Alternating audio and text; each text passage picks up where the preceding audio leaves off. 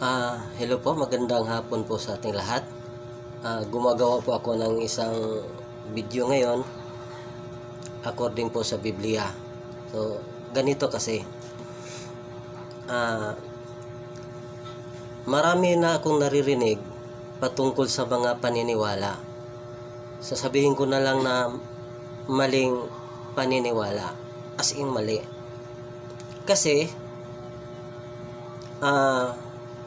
Noong una kong narinig, may narinig akong turo na ang Diyos daw ng lumang tipan at Diyos din ng bagong tipan ay magkakaiba.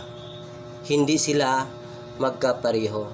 So hindi naman yun ang sinasabi ng Biblia. Isa lang naman talaga ang Diyos na lumikha ng langit at lupa. Pero may mga tao, may mga leader ng paniniwala na nagtuturo ng ganyan. At ganito pa, ikinukumpirm pa nila na ang Diyos daw ng lumang tipan ay masama.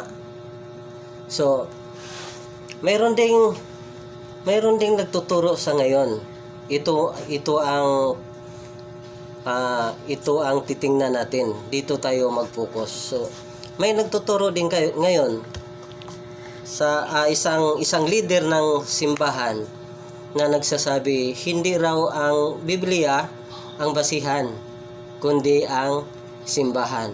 So, sabihin ko na lang na itong isang leader sa Apostolika Katolika Iglesia Romana, sila po ang nagtuturo ng ganito. So, sabi nila na hindi raw ang Biblia ang basihan kundi ang simbahan. At dito po sila nagkukot sa unang Timothy 3:15. So babasahin po natin ang sinasabi nila.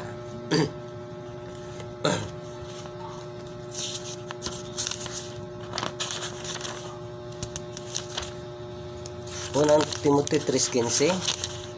Saglit lamang po.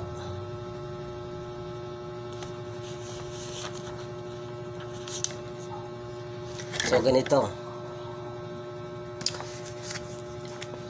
So, ito po ang Biblia na babasahin ko ngayon. So, babasahin na po natin. So, ganito po ang sinasabi ni Pablo sa kanyang unang sulat kay Timoteo.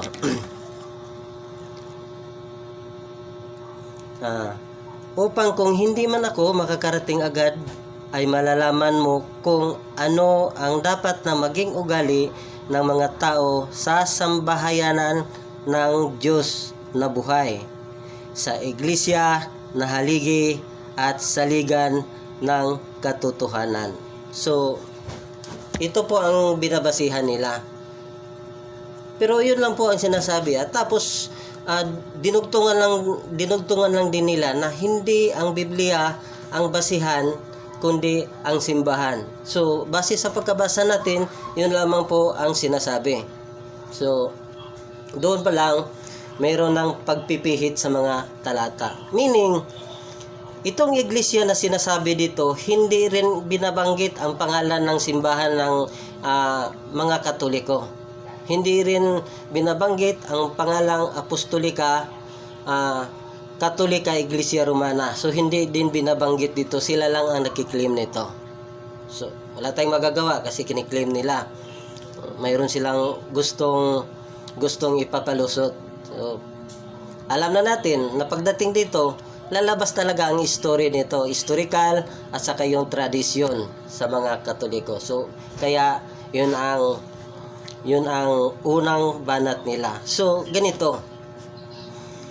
Kung halimbawa, kung ito man lang talaga ang ibig sabihin, kung ganito man lang talaga ang ibig sabihin ni Pablo doon kay Timothy.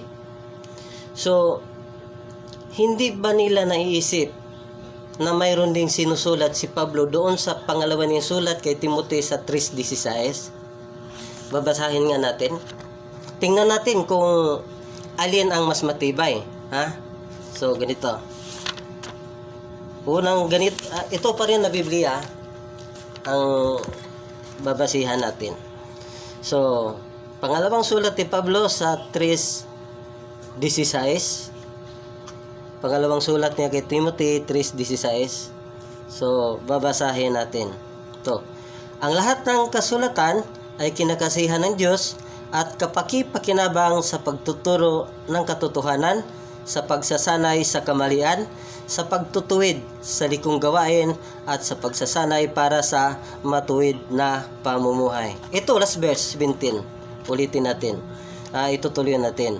Upang ang lingkod ng Diyos ay maging ganap at handa sa lahat ng mabubuting gawa o gawain. Mabubuting gawain. So, yun ang sinasabi. Tapos, sabihin natin, ganito huwag kayong magpapaniwala. Huwag kayong magpapaniwala kung mayroong magsasabi sa inyo ng ganito.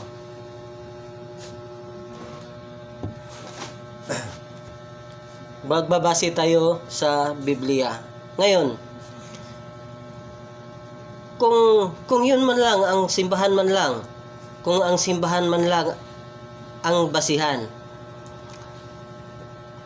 kaya ba, kung makikita natin sa mga comment box sa FB doon sa mga debate, ang lakas nilang magmura. Parang kung magsalita sila, wala pa sa insaktong, wala pa sa doon sa tema, yung mga sinasabi nila, binabanatan ka na agad ng pagmumura. Tinatawanan ka na para bang, kung sa tingin mo na parang sabihin natin mga walang delikadesa. Bakit? Kasi dahil ba simbahan ang binabasihan at hindi ang salita ng Diyos? Kasi pag salita ng Diyos ang babasihan natin, according dito sa pangalawang Timothy 3:16, anong sabi? Ang lahat ng kasulatan ay kinakasihan ng Diyos at kapakipakinabang sa pagtuturo. Anong ituturo? Ng katotohanan at pagsaway sa kamalian. Pagtuturo ng katotohanan at pagsaway sa kamalian. So doon pa lang sa pagsaway sa kamalian, alam mo na mali ang mga sinasabi mo, hindi mo na dapat sabihin kasi mali. Kung dito tayo nagsunod, kung dito tayo sumusunod, pero mayroon tayong mga sabihin natin mga kaibigan na hindi ito ang sinusunod nila kundi ang kanilang simbahan. Meaning na yung simbahan na sinasabi dito, hindi rin binabanggit ang pangalan ng simbahan nila. So yun. Ngayon, tapos mayroon pa silang sinasabi. Mayroon pa silang sinasabi na mas nauna ang simbahan kaysa salita ng Diyos, kaysa Word of God. Maniniwala ba kayo doon? Sa tingin ninyo, dapat bang paniwalaan yung mga napakababang kaisipan kung para sa akin lang kung sasabihin nating mas nauna ang simbahan kaysa salita ng Diyos? Siguro dahil may purpose sila kung bakit nila sasabihin yun. Kasi gusto nila ipasok yung traditional at saka historical ng Apostolika Iglesia Katolika Romana. So, nandoon, pag may pasok nila yon, susunod na yung magisteryo nila. Ganon yun. Pero hindi basihan yun para sasabihin na una ang simbahan kaysa salita ng Diyos. Bakit? Sa panahon ni Jesus Christ, wala pang Apostolika Katolika Iglesia Romana, wala pa sila. So, ganito. So, pag-search ko sa Google, hinahanap ko kung sino o hinahanap ko kung kailan na itatag ang simbahan ng Apostolika Katolika Iglesia Romana. Ang lumabas doon is 33 AD. Ayun 33 AD. Ngayon, Doon sa 33 AD, hinahanap ko kung sino ang author doon. Walang sinasabi. Meaning, piki. Bakit piki? Walang nagpapatunay. Hindi sinasabi na kung sino ang sumusulat. Hindi ka paniwala. Parang ganito lang, inimbento lang kasi sa historical eh. 'Di ba? Kasi sa historical eh, sumusulat lang sila para dagdag ng katibayan nila. Tapos nilagay nila sa encyclopedia nila. Mayroon ng mababasa. Mayroon ng ebidensya. Pero hindi ka kapanipaniwala. Pagsasabihin natin na nauna ang simbahan kaysa salita ng Diyos kasi nga sa panahon ni Jesus Christ, una wala pang simbahan. Ngayon, sa panahon ni Jesus Christ, mayroon bang bagong tipan para yun ang basihan nila na ang Word of God ay nahuli kaysa simbahan nila?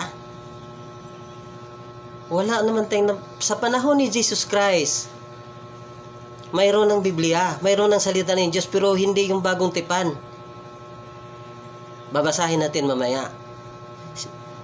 Kasi si Jesus Christ at yung mga apostol at yung iba pang nakakasulat dito sa bagong tipan, sila yung mga nilalaman sa bagong tipan. Paano nila magagamit yan? Kasaysayan nila to.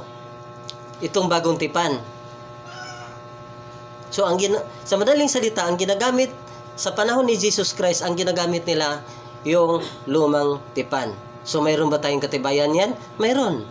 Babasahin natin. Ito ang gagamitin natin ngayon.